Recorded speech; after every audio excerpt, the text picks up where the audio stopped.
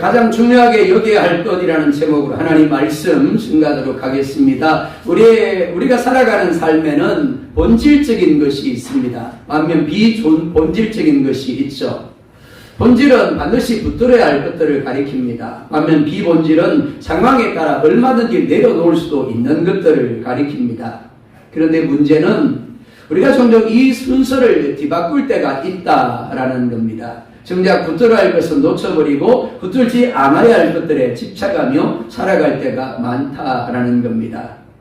부부는 당연히 사랑해서 결혼을 합니다. 본질은 남편과 아내라는 존재 그 자체입니다. 그 사람이 좋은 거죠. 그래서 결혼을 한 겁니다. 맞으면 고개 좀 끄덕이세요. 아멘 하시고죠. 마치 사람 안 하는데 억지로 엄마 아버지가 떠밀어가지고 결혼한 것처럼 표정을 그렇게 쓰고 계시면 제가 오해를 하는 겁니다. 그렇죠? 부부는 사랑해서 결혼을 하고요. 존재 그 자체가 좋아서 결혼을 한 겁니다. 그런데 본질이 뭐라고요? 그 자체인 거죠. 그렇죠? 남편이 본질이고 아내가 본질인 겁니다. 그런데 문제는 시간이 흐르면서 관계보다 조건이 중요해진다는 겁니다. 사랑보다 환경이 중요해진다는 거죠. 그러면서 관계가 무너지기 시작을 합니다. 존재를 사랑하지 아니하고 조건을 사랑하게 되면 결국 그 관계는 오래갈 수가 없습니다. 신앙도 마찬가지입니다. 신앙의 본질은 하나님입니다. 하나님과의 관계죠. 하나님 그분 자신이 목적이어야 합니다. 그런데 우리는 하나님을 사랑한다라고 하면서도 자꾸만 하나님이 아니라 하나님이 주시는 것들을 사랑할 때가 많죠. 하나님을 통해서 얻는 복들, 응답들, 형통들, 성공들, 평안함들 그런 것들이 목적이 되어버릴 때가 많다라는 겁니다. 그러다 보니까 정작 하나님의 존재를 잊어버릴 때가 있죠. 하나님의 존재에 반응하지 못할 때가 많다라는 겁니다. 아이들이 자라가면서 아이들에게 섭섭했던 것들이 바로 그러한 것들인 것 같습니다. 어린 아기 때는 아빠가 오는 시간만 기다립니다. 아빠 오는 시간이 되면 어떻습니까? 발작 소리만 들려도 문 앞에서 기다리겠죠. 그러면서 매달립니다. 아빠! 아무것도 들고 오지 않아도 좋습니다. 그렇죠? 근데 시간이 흐르면서 어떻습니까? 아빠는 안 봅니다. 뭘 볼까요? 네, 잘 아시네요. 아빠 손을 봅니다. 오늘은 뭐 사왔나? 그런 아빠 손에 있는 걸 뺏어가지고 그냥 가버리는 겁니다. 아빠는 모른 체 하고. 이거 섭섭해지는 거죠. 오늘 본문이 바로 그것을 우리 가운데 이야기하고 있습니다. 하나님이 이렇게 말씀합니다. 가나안은 내가 주겠다. 너희에게 승리는 주겠다. 형통은 주겠다. 그러나 나는 너희와 함께 가지 않겠다. 여러분 이게 축복일까요? 아니면 저주일까요? 주십니까? 자, 첫 번째 하나님이 없는 축복을 말씀합니다. 1절 함께 볼까요? 시작.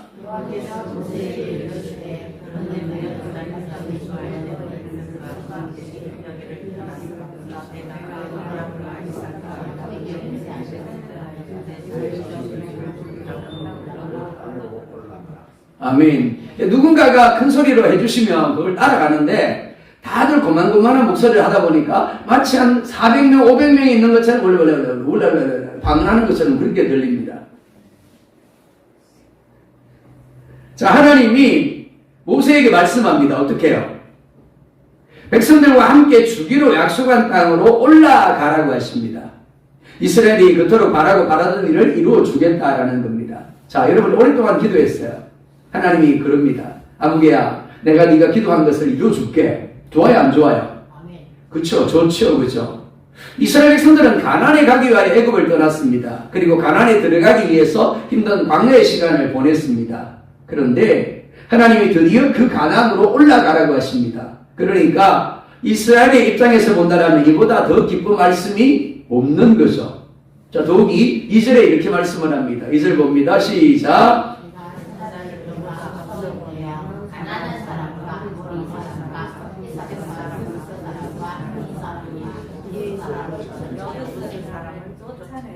아멘. 예, 그렇게 천천히 읽으세요. 예. 집에서 읽을 때는 어떻게? 빨리 읽으라 그랬습니다. 그렇죠? 빨리 읽어라. 이해가 안 되더라도 그냥 다독으로 빨리 읽어라. 그러나 예배 시간에 읽을 때는 천천히 집중해서 이해하려고 읽어라. 그죠? 자, 하나님이 주시기로 약속한 가나안 땅으로 올라가라고 하십니다. 그리고 어떻게 해요? 내가 사자를 너보다 앞서 보낼 것이다 라고 하십니다. 그리고요, 그 땅의 사람들을, 여러분 읽으셨잖아요. 자, 저를 보세요. 어떻게 읽으셨죠? 사자를 너보다 앞서 보낼 것이다. 또요, 그 땅의 사람들을 쫓아낼 것이다 라고 하십니다. 한마디로 하나님이 앞서가시고 하나님이 싸우시고 하나님이 이기게 하시겠다라는 겁니다. 와, 이것만큼 완벽한 보장이 어디 있어요? 필요 없는 인생입니다. 가장 이상적인 조건이죠. 하나님이 야, 내가 앞서갈게. 하면서 내가 너 대신 싸워줄게. 그리고 내가 쫓아내서 너한테 다 이루어줄게. 할렐루야죠? 아닙니까? 맞죠? 그죠? 자, 그런데 3절에 이렇게 말씀을 합니다. 3절 봅니다. 시작.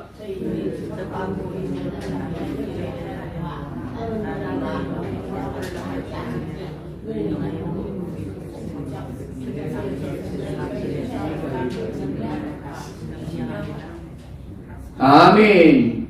자, 첫째, 너희를 젖과 꿀이 흐르는 땅에 이르게 할 것이다 라고 하십니다. 그죠? 너희의 기도에 응답해 줄 것이고 너희의 소원을 이루어 줄 것이다 라고 하시는 겁니다. 둘째, 그러나 나는 너희와 함께 올라가지 아니할 것이다 라고 하십니다.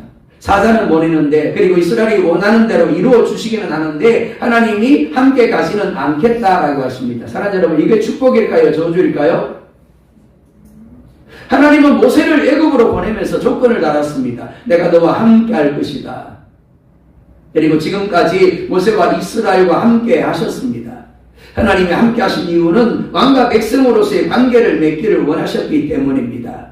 그래서 함께 하시면서 더위로부터 구름기둥으로 지켜주셨고 추위로부터 불기둥으로 지켜주셨고 갈바를 모르는 이스라엘 백성들을 인도해 주셨고 대적들로부터 그들을 지켜주셨고 만나와 맥주라기를 내려서 먹게 하시고 반석에서 생수를 나게 하심으로 마시게 하셨어요.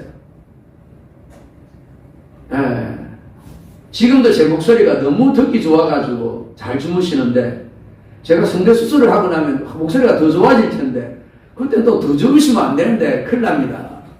제가 수술 안 해야 되나요? 자, 그랬던 하나님이 이스라엘 백성들과 함께하며 이스라엘 백성들을 지켜주시고 보호하시고 이스라엘 백성들의 필요를 공급해 주셨던 하나님이 뭐라고요? 이제는 너희와 함께 가지 않을 것이다 라고 하십니다. 너희들이 바라는 대로 내가 다 해줄게. 잘 살게 해줄게. 형통하게 해줄게. 건강하게 해줄게. 문제없게 해줄게. 그런데 더 이상 너희들과 함께 하지는 않을 것이다 라고 하시는 겁니다. 너희들과의 관계는 끝이라고 말씀하는 거예요. 여러분, 이것이 복일까요? 저주일까요? 오늘날로 말하면 이런 겁니다. 사업이 잘 됩니다. 농사가 잘 됩니다. 직장에서 잘 됩니다. 자녀가 잘 됩니다. 건강도 있습니다. 문제도 없습니다. 그런데 하나님이 없는 거예요. 정말 이게 복일까요?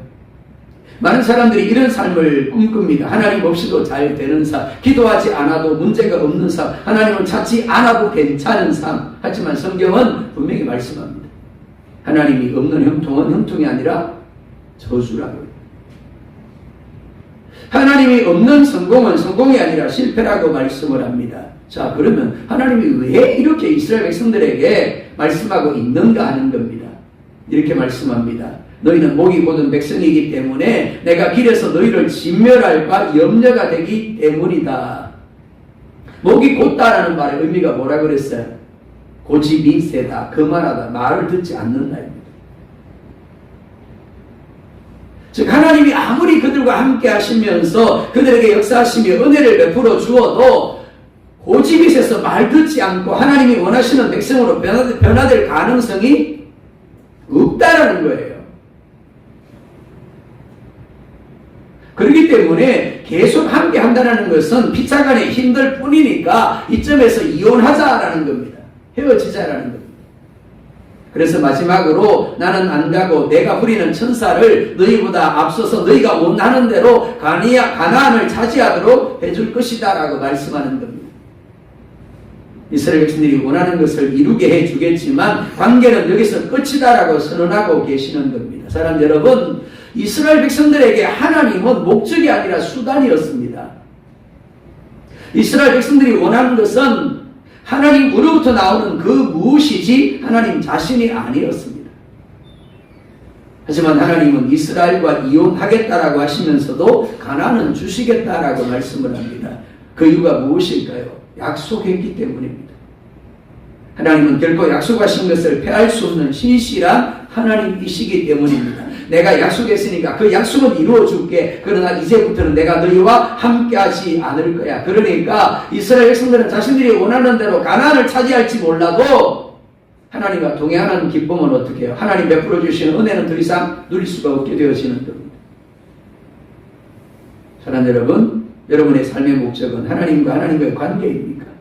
아니면 하나님이 이루어 주시는 여러분들이 원하는 것들입니까?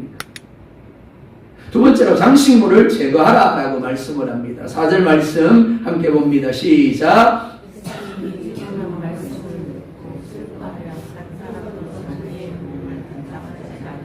어떻게 했다고요? 이 준엄한 말씀을 듣고 슬퍼했더라. 그래서 한 사람도 자기 몸을 단장하지 않았더라 라고 말씀을 합니다. 이상하지 않습니까? 하나님이 가나안으로 올라가라고 가나안 족속을 쫓아내게 내어주겠다고 그 땅을 차지하게 해주겠다고 내가 지금까지 기도한 대로 사업 잘 되게 해줄게 직장에서 행통하게 해줄게 승진 승급하고 네 건강하게 해줄게 네가 가지고 있는 문제 내가 해결해 줄게.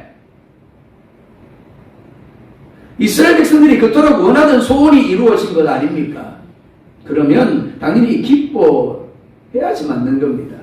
하지만 이스라엘 백성들은 자신들의 소원이 이루어지고 자신들의 필요가 채워지는 것보다 하나님이 함께 가지 않겠다고 하는 말씀 때문에 슬퍼합니다. 그리고 한 사람도 자기의 몸을 단장하지 않았습니다. 이는 회개의 표시이고 겸비함의 표시입니다. 즉 하나님이 빠져버리면 자신의 삶이 끝이라는 것을 깨달은 겁니다. 하지만 문제가 뭐라고요? 지금뿐이라는 거예요. 지금은 그렇게 슬퍼하면서 장식으로 자신들의 몸을 치장하지 않으면서 회개하고 있는데 또 조금 지나면 언제 그랬느냐는 듯이 이전대로 하나님을 신뢰하지 못하고 자신들의 생각을 따라 범죄하게 될 것이라는 겁니다. 하나님도 이를 알고 있습니다. 얘들이 지금 슬퍼하지만 울고불고 하지만 하나님 그럴 수 없습니다라고 하지만 또 조금 지나면 어떻게 해요? 하나님을 찾지 않을 것을 하나님을 신뢰하지 않을 것을 하나님을 사랑하지 않을 것을 알고 있는 거예요. 그런데도 5절에 보면 이렇게 말씀을 합니다. 5절 볼까요? 시작.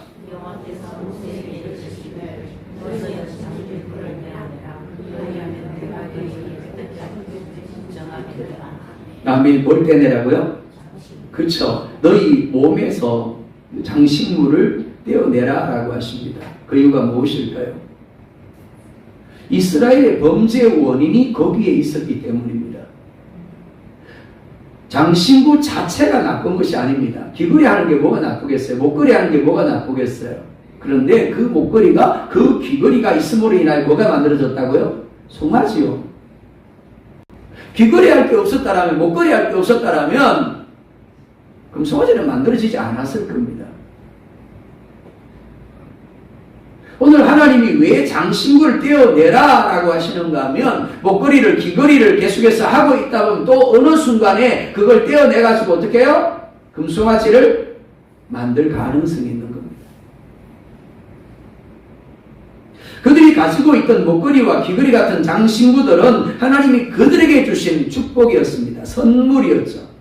애굽에서 나올 때 애굽 사람들에게 요구하게 하셔서 받게 하신 겁니다. 하지만 이스라엘 백성들은 하나님이 주신 그 축복의 도구를 하나님의 영광을 위하여 쓰는 것이 아니라 송아지를 만드는 데 사용을 했습니다. 이것이 인간입니다. 하나님이 주신 것을 가지고 하나님을 기쁘게 하고 하나님을 섬기는 것이 아니라 하나님을 슬프게 만들고 하나님을 떠나더라라는 겁니다. 따라서 지금은 회개하고 슬퍼하지만 그냥 내버려 두었다가는 언제가 또 똑같은 죄를 지을 수 있기 때문에 모든 장신구를 떼어내라 라고 말씀하는 겁니다. 우리에게도 이와 같은 것들이 있을 수 있습니다. 한번 물어볼까요? 건강한 사람이 죄를 지을 가능성이 많을까요? 아니면 중환자실에 누워있는 사람이 죄를 지을 가능성이 많을까요? 중환자실에 누워있는 사람? 건강한 사람이죠. 여러분, 건강은 축복입니까? 아닙니까? 축복이죠. 근데 왜 건강한 사람이 죄를 지을 가능성이 더 많은 걸까요?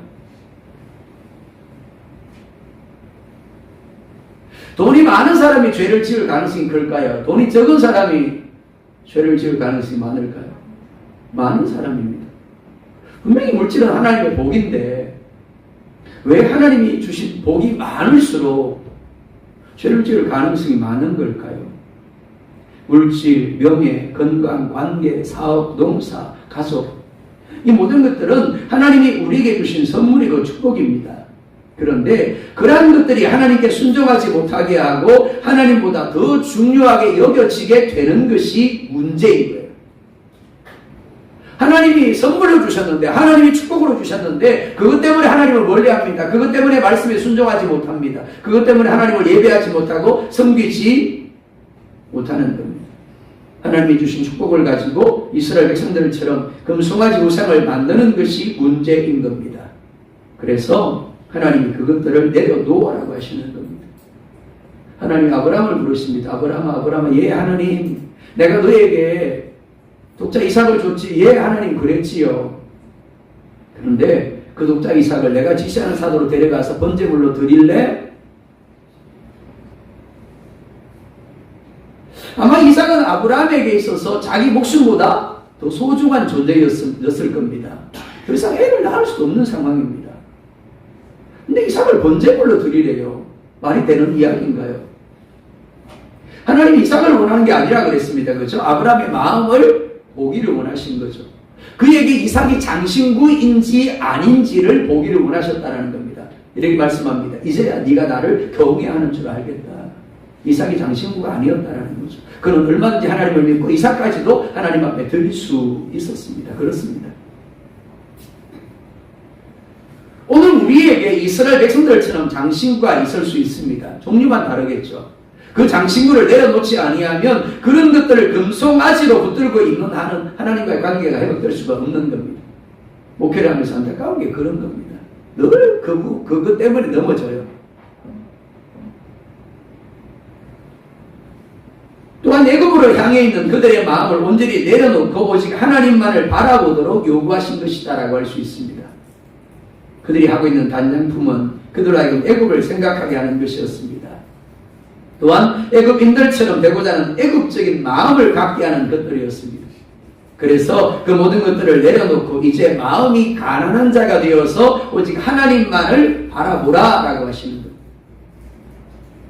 부유하고자 하는 마음도, 높아지고자 하는 마음도, 풍요로운 삶을 살고자 하는 마음도 내려놓으라는 겁니다. 그리고 오직 주권자 되신 하나님만을 신뢰하고 바라보라는 겁니다. 하나님이 기쁨이 되고 하나님이 행복의 제목이 되어야 한다라는 겁니다. 세상의 것들을 목에 걸고 귀에 걸고 마음에 걸고 기뻐하고 행복해하는 것이 아니라 만족해하는 것이 아니라 하나님과 동행하고 하나님의 임재로 인하여 하나님의 존재로 인하여 기뻐하고 즐거워하며 행복해하는 존재가 되어야 한다는 겁니다. 그러나 여러분, 사람들은 자신이 보기에 가장 좋은 것을 늘 선택을 할 수밖에 없습니다. 하나님을 택하든지 세상적인 행복과 만족을 택하든지 우리는 하나를 선택해야 합니다. 하나님이 내 기도를 들어주시고 세상의 모든 것들을 누리게 할지라도 하나님이 함께하지 않겠다고 하신다라면 그것은 죽은 행복에 불과한 거죠. 교회 건물이 아름답고 화려하며 수많은 성도들로 채워져 있다라고 할지라도 하나님이 임재가 그 가운데 없다라면 하나님이 떠나가 버리셨다라면 그거 뭐라고요? 쓰레기인 거예요. 껍데기에 불과한 겁니다.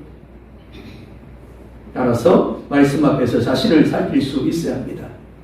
그리고 그 어떤 장신구라도 하나님과의 관계에 방해된다라면 주님 앞에 과감히 내어 맡길 수 있어야 하는 겁니다.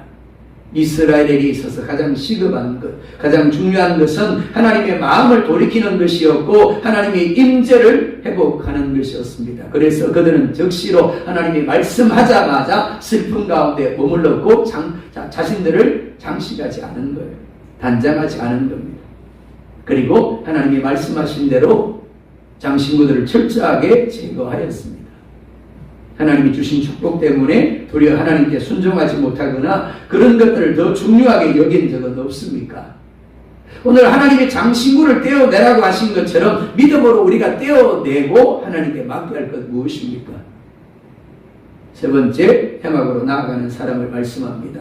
7절 함께 봅니다. 모세가 항상 장막을 취하여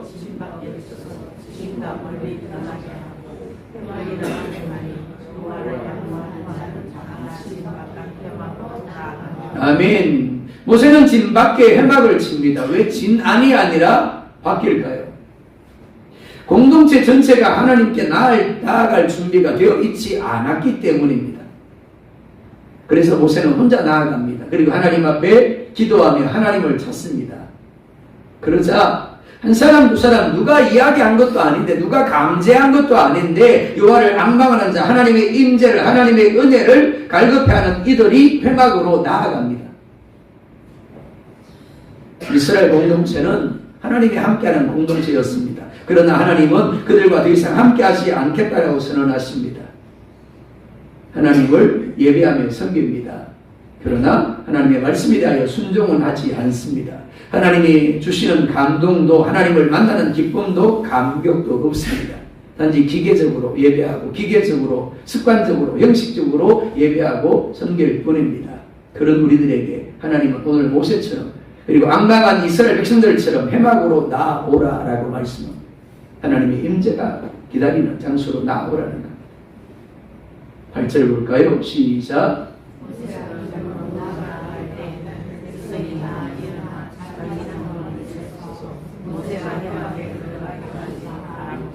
아멘.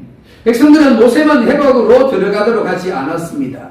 비록 같이 해막으로 들어가지는 않았지만 그들은 모세를 통하여 말씀하실 하나님을 기대하며 동일하게 기다렸습니다. 예수님이 겟세마네 동산에 올라갔습니다. 누구를 데리고요? 베드로와 야고보와 요한을 데리고 가시죠. 그러면서 그럽니다. 너희는 여기서 앉아서 기다려라. 깨어 있어라 라고 하십니다. 나를 위하여 기도하라고 하시죠.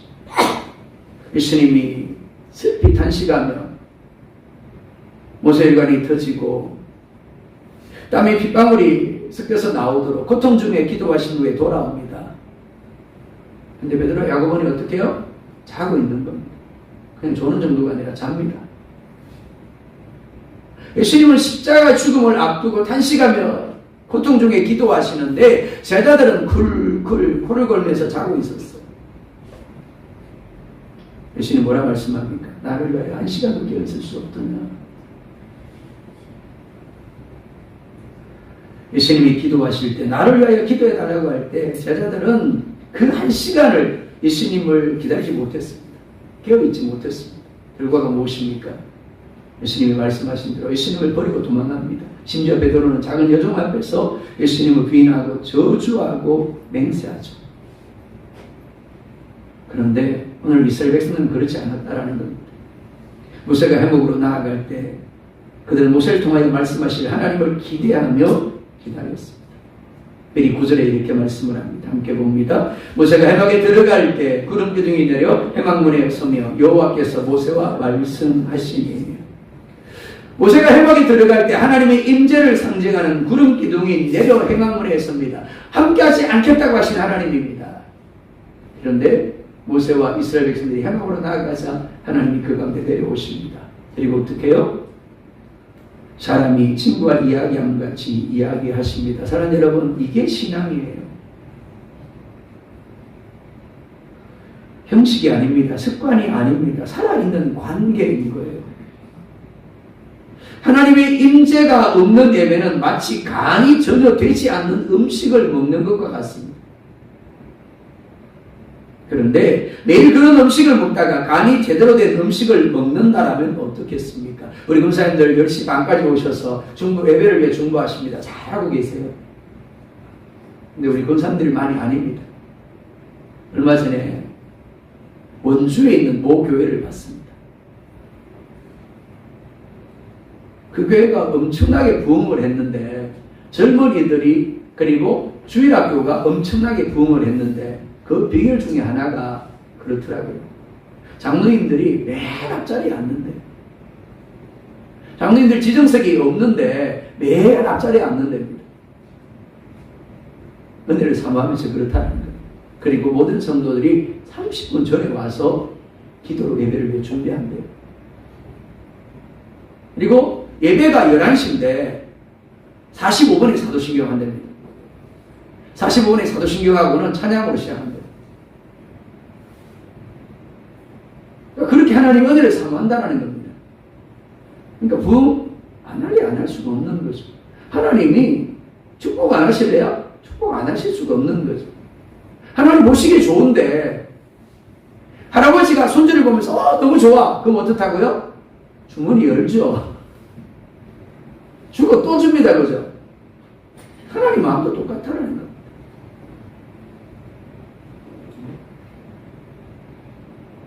백성들이 구름 기둥을 보며 감격에 빠집니다. 왜? 함께 하시 않겠다고 하신 하나님이 다시 그 가운데 임재하셨기 때문입니다. 그리고는 자신들도 모르게 일어나 하나님을 예비하기 시작을 합니다. 하나님의 임재가 회복되면 이런 현상이 나타나는 겁니다. 예배하면서 춤을 춥니다. 기쁨이 충만하게 됩니다. 감격이 넘치게 되어집니다.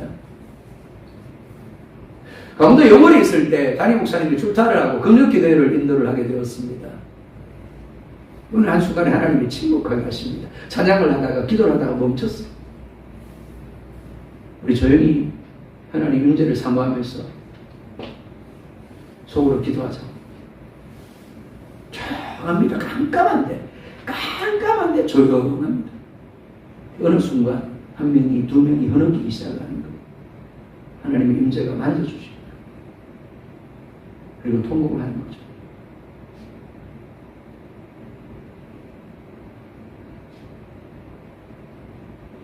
특별히 여호와께서 모세와 말씀하시니라라고 말씀을 합니다. 그리고 사람이 자기의 친구와 이야기함 같이 여호와께서 모세와 대면하여 말씀하시며 라고 말씀합니다.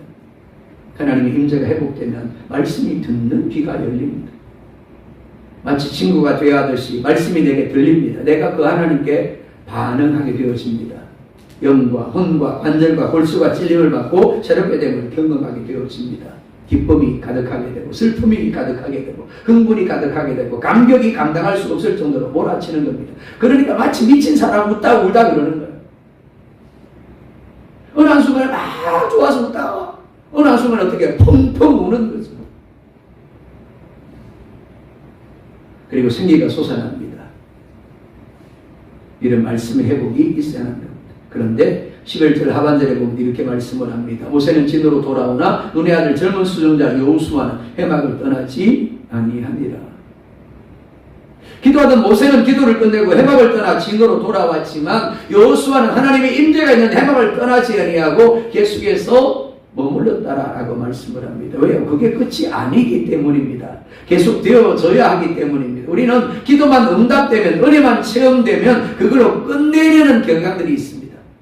아닙니다. 더 기도하고 더 예배해야 되고 더 훈련 받아야 합니다. 그래야 받은 것, 그래야 회복된 것 다시 잃어버리지 않는 거예요. 더 충만하게 되어지는 거죠. 그런 모세에게 하나님 뭐라 말씀합니까? 14절 함께 봅니다. 여호와께서 이스라엘을 떠나겠다고 함께 가지 않겠다고 하신 하나님이 다시 함께 가겠다라고 하십니다. 내가 너를 편히쉬게 하겠다라고 하십니다. 무엇보다 17절에 내가 이름으로도 너를 알미니라 라고 하십니다. 하나님은 이렇게 죄로 가득한 세상에서 튀는 자로 구별된 자로 기대의 무릎을 가지고 부흥을 사모하며 엎드리는 자에게 특별한 은총을 베푸시며 그의 이름을 아십니다. 이 모세는 나와 주의 백성을 천하 만민 중에 구별하신 증거는 주께서 우리와 함께 행하시는 것이다 라고 합니다. 저 교회를 세우시고 우리를 그리스도인 되게 하신 이유가 세상 가운데 나를 통하여 우리 교회를 통하여 하나님의 함께 행하심을 드러내기 위함이라는 겁니다. 하나님의 존재를 드러내기 위함이라는 겁니다. 그렇습니다. 아포교회는 이 땅 아포의 주민들과 김천, 구미 사람들에게 하나님의 존재를 드러내고 그 하나님이 우리와 함께 행하심을 증거하기 위하여 세움을 받았습니다. 그리고 이를 위해서 우리는 하나님이 수단이 아니라 목적이 되게 해야 합니다. 무엇보다 하나님의 임재, 하나님의 함께 하심을 사모하며 구해야 합니다. 한번 상상해 볼까요? 여러분들이 문을 열고 들어오는데 들어오는 순간에 뭔가 달라요. 하나님의 임재가 느껴지는 겁니다. 마음이 뭉클해요. 갑자기 막 눈물이 쏟아져요. 찬송하는데 눈물이 나서 견딜 수 없는 거야. 말씀을 듣는데 마음이 찔려 마음이 뜨거워서 견딜 수가 없는 거야. 그게 교회예요. 수많은 사람들이 모여도 기계적으로 노래 부르고 기계적으로 예배드리고 습관적으로 노래 부르고 습관적으로 예배드리고 돌아가면 아무 의미가 없는 거죠.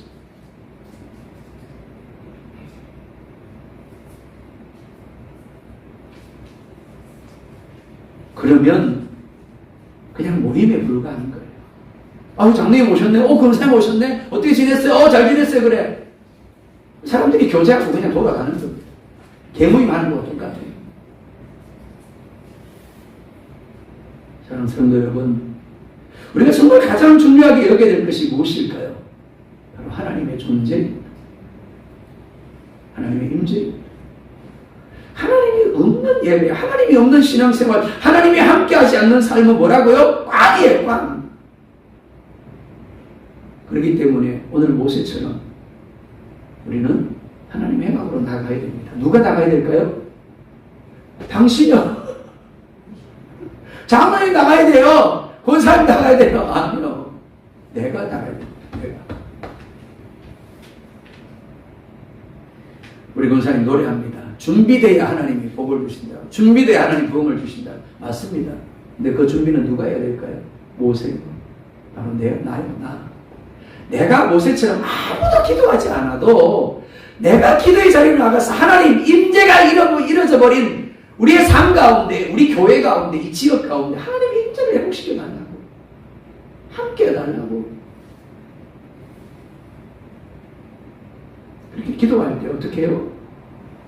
하나님의 은혜를 사모하고 갈망해하는 이들이 동일하게 해막 앞으로 나아가서 모세가 하나님의 말씀을 듣고 나오기까지 기다리며 하나님을 바라보았던 것처럼 많은 사람들이 동일하게 그렇게 믿음으로 하나님을 향해 반응하게 되어지는 거예요. 그게 뭐라고? 영적 부흥이에요. 그러니까 그런 교회 가운데 하나님이 양증의 분도 주시는 것, 그 삶 가운데 하나님이 역사하시는 거죠.